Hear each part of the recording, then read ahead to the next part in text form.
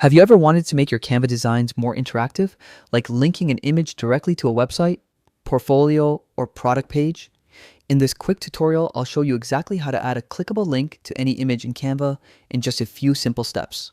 Let's get started. First, open your design in Canva and select the image you want to turn into a clickable link. Once the image is selected, look at the top toolbar and click on the More icon.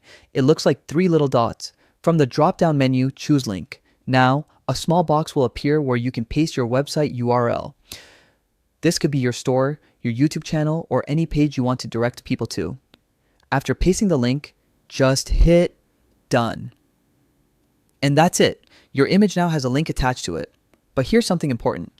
The link won't actually work if you download your design as a regular image file like PNG or JPG.